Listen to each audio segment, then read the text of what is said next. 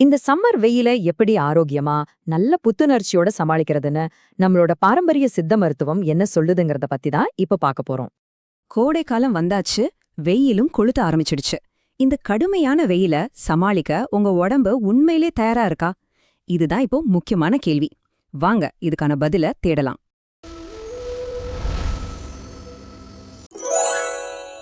சரி, நம்ம முதல் பகுதிக்குள்ள போகலாம். முதல்ல இந்த கோடை காலத்துக்கும் நம்ம உடம்புல இருக்கிற பித்தமுக்கும் என்ன சம்பந்தம்னு புரிஞ்சுக்கலாம். பாருங்க, சித்த மருத்துவப்படி இந்த பித்தங்கிறது நம்ம உடம்போட இன்ஜின் மாதிரி. அதுதான் நம்ம உடம்போட சூட்டையும் செரிமானத்தையும் சரியா பாத்துக்குது. இப்போ வெளியில வெயில் அதிகமாகும்போது இயற்கையாவே நம்ம உடம்புக்குள்ளேயும் பித்தம் அதிகமாகிடும். அத கரெக்டா சமநிலையில வச்சுக்கிறது தான் நம்மளோட வேலை. இங்க ஒரு முக்கியமான விஷயத்த நம்ம கவனிக்கணும். இந்த சம்மர் சீசன் எல்லாருக்குமே கொஞ்சம் கஷ்டம்தான். ஆனா இயற்கையாவே உடம்புல கொஞ்சம் சூடு ஜாஸ்தியா இருக்கிறவங்கள பித்த தேகம்னு சொல்லுவோம். அவங்க இந்த நேரத்துல இன்னும் கொஞ்சம் கூடுதலா கவனமா இருக்கணும்னு சித்த மருத்துவம் சொல்லுது. சரி, ஒருவேளை இந்த பித்தம் உடம்புல அதிகமானா என்ன ஆகும்? அதோட அறிகுறிகள் எப்படி இருக்கும்? வாங்க அடுத்ததா அத பத்தி தெரிஞ்சுக்கலாம். உடம்புல பித்தம் அதிகம் ஆகுறதுன்னா அது சும்மா உடம்பு சூடாகிறது மட்டும் கிடையாது.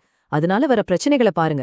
வயித்துல புண் வர்றது, தேவையில்லாத மன அழுத்தம், சின்ன விஷயத்துக்கெல்லாம் கோவம் பதட்டம் வர்றது, கண்ணு ஒரே எரிச்சலா இருக்கிறது, மூலம்னு பல பிரச்சனைகளுக்கு இதுதான் மூல காரணமா அமையுது. ஐயையோ, இவ்ளோ பிரச்சனையான பயப்பட வேண்டாம். இத சரி செய்யறதுக்கு ரொம்ப ரொம்ப எளிமையான வழிகள் இருக்கு.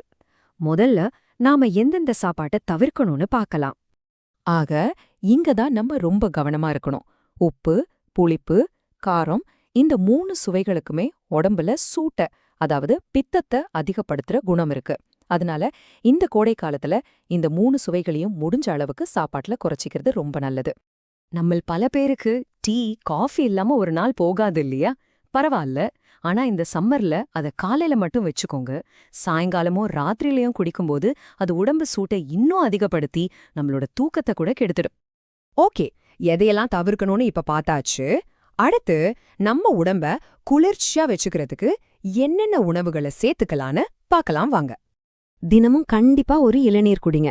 அப்புறம் நல்லா தண்ணி ஊத்தி கடைஞ்ச மோரு, வெள்ளரிக்காய் மாதிரி குளிர்ச்சி தர்ற காய்கறிகள், கீரைகள், தர்பூசணி மாதிரி நீர்ச்சத்து நிறைஞ்ச பழங்கள், இதையெல்லாம் அதிகமா உணவுல சேர்த்துக்கிட்டாலே உடம்பு சூட்டை சூப்பரா பேலன்ஸ் பண்ணிடலாம். இது ஒரு அற்புதமான சித்த மருத்துவ ரகசியம்னே சொல்லலாம். எப்படி காரம், புளிப்பு, உப்பை குறைக்கிறோமோ அதுக்கு பதிலா இனிப்பு, கசப்பு, துவர்ப்பு, இந்த 3 சுவைகளையும் கொஞ்சம் சாப்பாட்டுல அதிகமாக்குங்க. ஏன்னா இந்த சுவைகளுக்கு பித்தத்தோட சூட்டை குறைச்சு உடம்புக்கு குளிர்ச்சி கொடுக்கற தன்மை இயற்கையாவே இருக்கு. சாப்பாட்டு விஷயம் மட்டும் இல்ல, நம்மளோட அன்றாட பழக்க வழக்கங்கள்லயும் சில சின்ன சின்ன மாற்றங்களை செஞ்சா ரொம்ப நல்லா இருக்கும். அது என்னன்னு இப்ப பார்க்கலாம். இந்த 4 ஸ்டெப்ஸையும் இந்த சம்மருக்கான மந்திரமா வச்சுக்கோங்க. முடிஞ்ச வரைக்கும் நண்பகல் வெயில்ல வெளிய போறத தவிர்த்திடுங்க. தாகம் பெடுக்கலைனாலும் பரவாயில்ல, அடிக்கடி தண்ணி குடிச்சிட்டே இருங்க. மனசை எப்பவும் அமைதியா, கூலா வச்சுக்கோங்க.